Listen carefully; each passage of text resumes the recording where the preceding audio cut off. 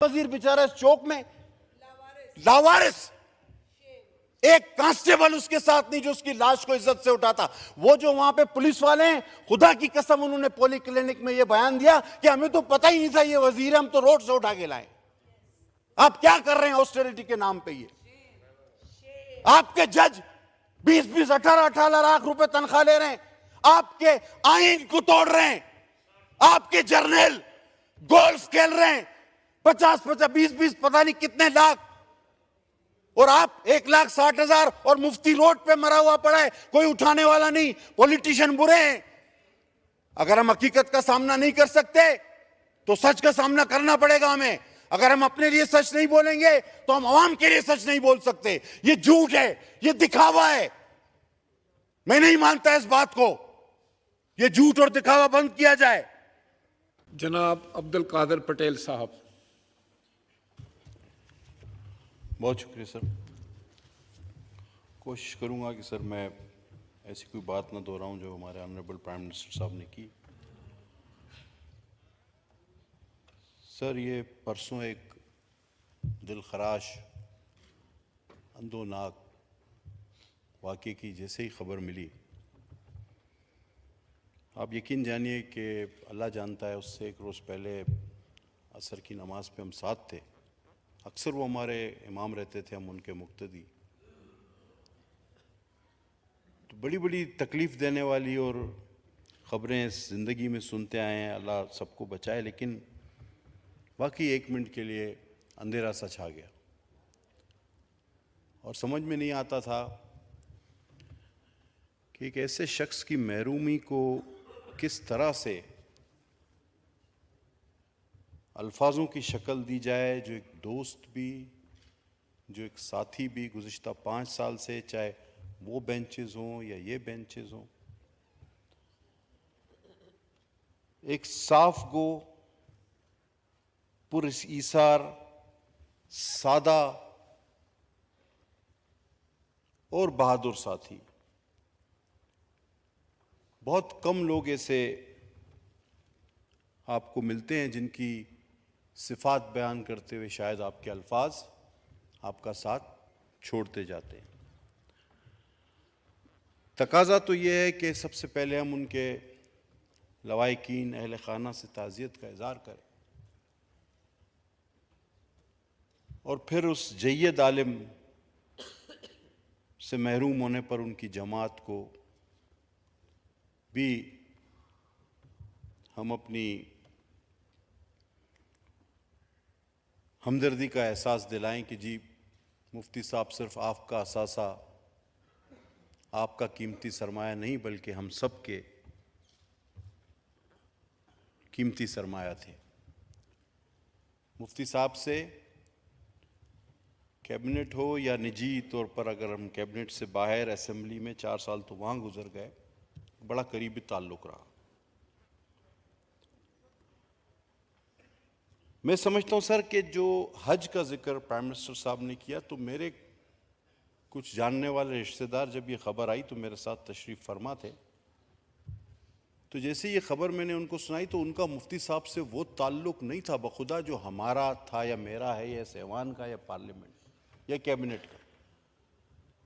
तो वहाँ बैठे मेरे एक जानने वाले शख्स ने उस तरह का इज़हार किया कि जिस तरह के उनका कोई सगा भाई या दोस्त। उसने कहा यार इन्होंने तो हमारी खुद खिदमत की पिछले साल हज पे। वो आम आदमियों के दरमियान बतौर वज़ीर नहीं बल्कि खिदमतगार उस हज में घूमते रहे। हर एक की मिजाज पुरसी, कोई ज़रूरत, कोई तकलीफ़ वो खुद मालूम करते रहे।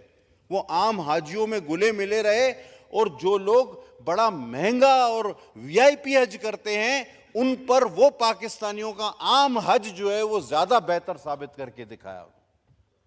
और उन्होंने ये बताया कि इंसान कोशिश करे तो सब कुछ जायज़।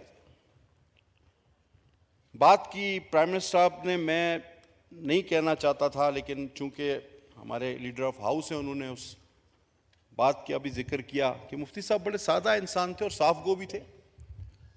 और किसी हद तक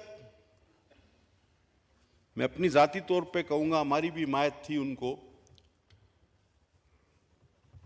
सर बात ये थी कि मुफ्ती साहब, जब असल बात की तरफ मैं आना चाहूंगा कि सर हमने कोशिश की, वाकई इस वक्त पाकिस्तान में महंगाई है और किस लिए क्यों है सब जानते हैं। हम फायर फाइटिंग कर रहे हैं और करते रहेंगे, उसका जिक्र ऑनरेबल प्राइम मिनिस्टर ने भी किया।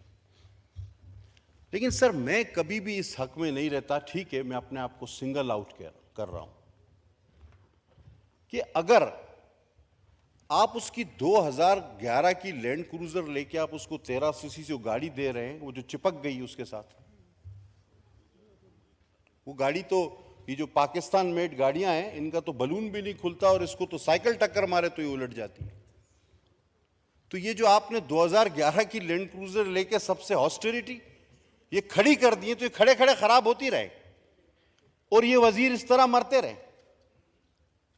एक अगर उसके पीछे स्क्वाड होता तो इसको इज्जत से अस्पताल तो ले जाता। उसको थ्रेट भी थे, सबको हैं। हमने कोई हम वो नहीं जो तालिबान को पनाह दे रहे हैं, हमें तो थ्रेट होंगे। हम हॉस्टिलिटी करना चाहते हैं, हम इस कौम के गम में बराबर के शरीक हैं, लेकिन जब आप हम सब किसी को कहते हैं कि हमारी तनख्वाह 1,68,000 रुपए, तो वो आपके मुस्कुरा के मानी खैज मुस्कुराहट से नहीं देखता कि यार इसको देखो, इनको देखो, ये कह रहे हैं हमारी तनख्वाह 1,68,000 है। इस हाउस में मौजूद मेंबरान और वजीरों के अलावा बहुत सारे ऐसे लोग हैं स्पीकर साहब जिनकी तनख्वाह हमसे ज्यादा है। तो मुफ्ती क्यों ना कहता कि जी गुजारा नहीं होता, और आप 1,68,000 क्लर्क का गुजारा नहीं होता, ग्रेड 2 ऑफिसर का गुजारा नहीं होता, आप कहते हैं मिनिस्टर को 1,68,000 में गुजारा करो, गाड़ी भी दे दो, स्क्वाड भी दे दो, जी ऑस्टेरिटी। अब मुफ्ती साहब की तरह के पास मेरी तरह कोई लैंड क्रूजर 2020 की या मर्सिडीज तो नहीं खड़ी थी कि आपकी 2011 की वो लैंड क्रूजर वापस करके दूसरे दिन 2022 की लैंड क्रूजर में या 500 ACL मर्सिडीज में आ जाते कि जनाब आपने गाड़ी ले ली, मैं ये ऑस्टेरिटी कर रहा हूं ना, 2011 की लैंड क्रूजर वापस, मैं मर्सिडीज या लैंड क्रूजर में या रेंज रोवर में आ गया। तो उन्होंने ठीक कहा, और ये सोचने का मकाम है हमारे लिए कि हम जिस चीज को ऑस्टेरिटी कह रहे हैं वो कहीं हॉस्टेलिटी से हटकर कुछ और तो नहीं बन रही। अभी हम जब एयरपोर्ट पे आ रहे थे, बीबी शाजिया मरी मेरे साथ, आबिद भैयो मेरे साथ, हम 12 बजे की फ्लाइट हमारी कैंसिल, 1 बजे की फ्लाइट से हम आ रहे थे, तो अचानक हम तीनों परेशान हो गए कि 25-30 आदमी आए, कोई इधर दौड़ रहा है, कोई उधर दौड़ रहा है। हमने कहा खुदा खैर करे क्या हो गया है। फिर पता चला जी हटो हटो कोई आ रहा है। तो हमने कहा कि अल्लाह खैर करे। तो मैंने जब देखा तो वो आरिफ अलवी भी नहीं था और मियां साहब तो यहां पे थे, मेरा सदर और वजीर आजम तो वो नहीं था। ये इतनी हड़बोंग किस लिए थी कि कुछ भी है जैसे तैसे हैं, अल्लाह ने वफाकी वजीर बनाया है, अवाम ने मुंतखब किया, धक्के पड़ रहे हैं, हटो ये वो, और उसके बाद जी कोई शख्स आए तो मैं, बीबी शाजिया बैठी हैं और आबिद, हम कह रहे थे यार ये कौन है, हमारे मुल्क का सदर वजीर आजम तो नहीं है। तो मैंने समझा शायद श्रीलंका का है, इसने बोला नहीं इंडिया का है, पता नहीं कहाँ का है ये, लगता तो प्रोटोकॉल का सदर वजीर आजम से नहीं कम नहीं था। वो फिर हमें धक्के धुके उसको बिठाया गया। फिर हमने पूछा कि भाई ये साहब कौन है, डरते डरते हमने, उन्होंने कहा ये डीजी साहब है, ये डीजी साहब है, खुदा की कसम। तो डीजी ASF। मैंने बोला ये डीजी है, बोला मैंने कहा हमें धक्के क्यों मार रहे हो, बोला ये डीजी है भाई।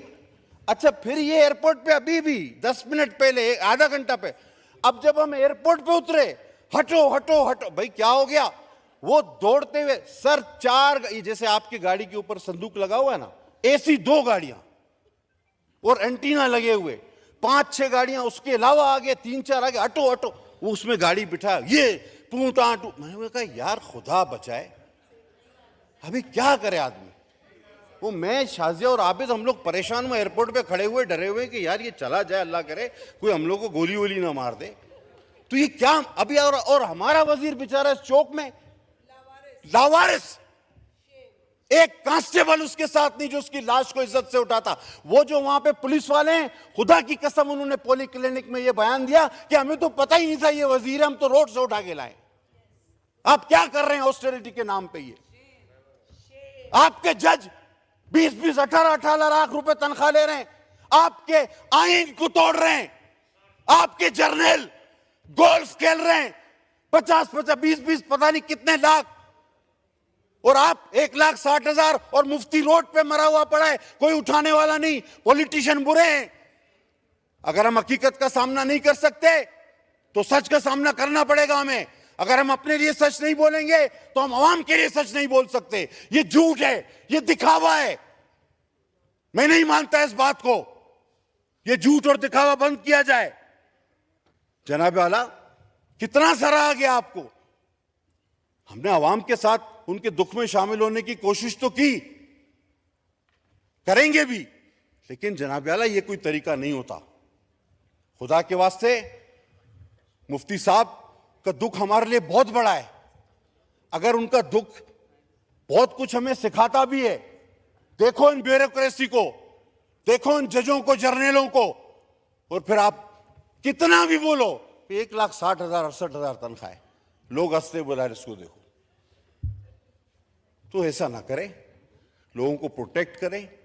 हम अवाम के गम में शरीक हैं। हम तो 24 घंटा अवाम की अब मुफ्ती साहब कहां जा रहे थे कोई पता है? वो अपने दफ्तर जा रहे थे आफ्टर तरावी। जिस तरह उन्होंने बताया कि हज के लिए वो 20-20 18-18 घंटे काम करता था, वो रात को अपने दफ्तर जा रहा था। उसके लिए कोई तो सहूलत होती। इस इबादत गुजार दरवेश मनीष इंसान के लिए मेरी उनसे बड़ी कुर्बत थी, बड़ी बातें, और वो लोगों को कोई बात करनी होगी। मैं अक्सर उनसे कहता, मुफ्ती साहब ये खाते हैं, वो खाते हैं, क्या खैर खबर है? तो उनका एक जवाब होता था जो एक लफ्जों में मुझे आ रहा है कि अच्छी गुजर रही है, दिले खुद कफील से, लंगर से रोटी लेता हूं पानी सबील से। तो वो इस तरह के आदमी, लंगर से रोटी और पानी सबील से, और उनकी अच्छी भी गुजरती थी। खुदा ताला उनके दर्जात को बुलंद फरमाए, और यकीनन ऐसा साफ गो, हिम्मत वाला, इंतहाई ईमानदार, इबादत गुजार शख्स, यकीनन मेरा परवरदिगार उसके गुनाहों को माफ़ करे और उसके दर्जात को बुलंद से बुलंद फरमाए। मैं ताज़ियत करूँगा उसके घर वालों से, उनकी जमात से, और ये अपील करूँगा सर कि हमें हकीकत पसंद होना चाहिए, हमें दिखावा पसंद नहीं होना चाहिए। बहुत शुक्रिया सर।